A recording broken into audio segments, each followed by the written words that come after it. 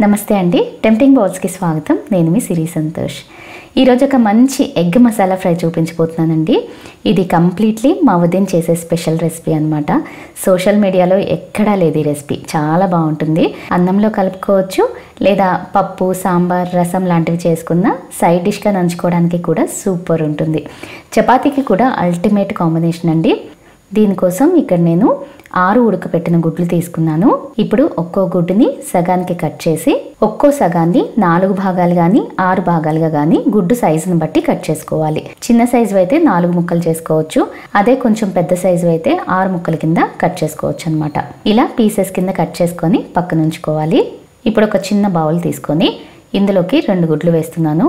ఇందులో ఒక 1/2 tea spoon మిరియాల పొడి, 1/2 టీ స్పూన్ ఉప్పు వేసి బాగా కలుపుకోవాలి. ఇలా బాగా మిక్స్ చేసుకున్న తర్వాత ఇప్పుడు ఇందులో కట్ చేసి పెట్టుకున్న ఎగ్ పీసెస్ని సరిపడా వేసి ఇలా డిప్ చేయాలి. ఇప్పుడు ఒక్కొక్కటిగా తీసి మీడియం హీట్లో ఉన్న ఆయిల్లో వేసి డీప్ ఫ్రై చేసుకోవాలి. వేసేటప్పుడు కూడా ఇలా ఫోర్క్ యూస్ చేస్తే ఎగ్ మిక్చర్ అనేది ఆయిల్లో ఎక్స్ట్రాగా పడిపోకుండా ఉంటుందన్నమాట. ఇలా ఒక్కొక్కటిగా డ్రాప్ చేయాలి. మీడియం ఫ్లేమ్ మీదే లైట్ గోల్డెన్ కలర్ వచ్చేంత వరకు ఫ్రై చేసుకోవాలి. ఇవి వేగటానికి కూడా టైం ఎక్కువ పట్టవండి, జస్ట్ 1 నిమిషంలో వేగిపోతాయి. చూడండి, ఇలా మంచి గోల్డెన్ కలర్ రాగానే తీసి ప్లేట్లో వేసుకోవాలి.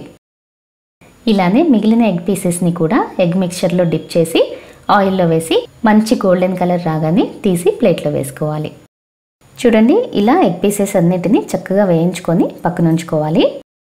ఇప్పుడు స్టవ్ పైన ఒక మందపాటి ప్యాన్ పెట్టుకొని ఇందులో ఎగ్ పీసెస్ని డీప్ ఫ్రై చేసిన ఆయిలే ఒక 2-3 టేబుల్ స్పూన్ల వరకు వేసుకోవాలి. ఇందులో 3 మీడియం సైజ్ ఉల్లిపాయలని జస్ట్ కచ్చాపచ్చాగా బ్లెండ్ చేసి వేస్తున్నాను.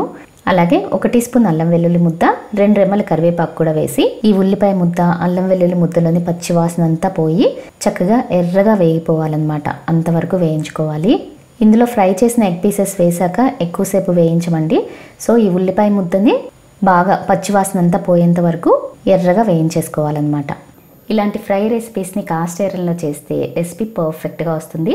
సో ఉంటే కాస్ట్ ఐరన్లో చేసుకోండి, లేదంటే అడుగు మందంగా ఉండేటటువంటి ప్యాన్ ఏదైనా తీసుకోండి. ఎందుకంటే ఉల్లిపాయని ముద్ద చేసాం కదా, సో అడుగు పట్టేస్తూ ఉంటుంది. ఇలాంటి కాస్ట్ ఐరన్లో అయితే అడుగు పట్టకుండా చక్కగా వేగుతుంది అనమాట ఉల్లిపాయ ముద్ద. చూడండి, ఉల్లిపాయ ముద్ద ఇలా బాగా వేగిపోయిన తర్వాత ఇప్పుడు ఇందులో 1 టీ స్పూన్ ఉప్పు, 1/2 టీ స్పూన్ పసుపు, 1 టేబుల్ స్పూన్ కారం వేస్తున్నాను. అలాగే 1 టీ స్పూన్ గరం మసాలా, 2 టీ స్పూన్ల ధనియాల పొడి, 1/2 టీ స్పూన్ జీలకర్ర పొడి కూడా వేసి మరొక 2 నిమిషాలు ఈ మసాలాలని కూడా బాగా వేయించుకోవాలన్నమాట. మసాలా పొడులు వేయగానే ఇలా డ్రైగా ఉంటుంది కదా, ఇప్పుడు ఇందులో ఒక 2-3 టేబుల్ స్పూన్ల నీళ్లు పోసి కలుపుకోవాలి. ఇలా కొంచెం నీళ్లు పోయడం వల్ల మసాలాలు కూడా పచ్చిగా లేకుండా చక్కగా వేగుతాయి అన్నమాట. ఒక 2 నిమిషాల పాటు ఇలా కలుపుతూ బాగా వేయించుకోవాలి.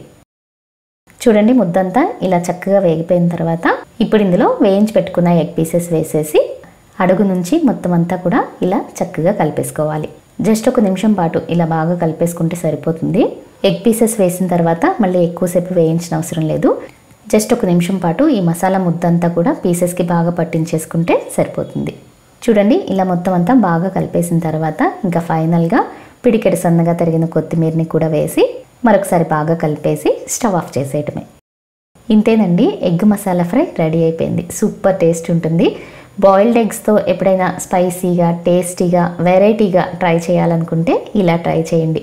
బ్యాచిలర్స్ కూడా ఈజీగా చేసుకోగలిగే రెసిపీ ఇది. చాలా బాగుంటుంది.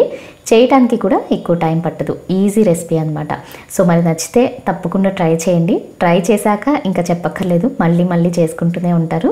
మరి వీడియోని లైక్ చేసి అందరికీ షేర్ చేయండి. ఇలాంటి మరిన్ని రెసిపీస్ కోసం టెంప్టింగ్ బౌల్స్ని సబ్స్క్రైబ్ చేసుకోవడం మాత్రం మర్చిపోకండి.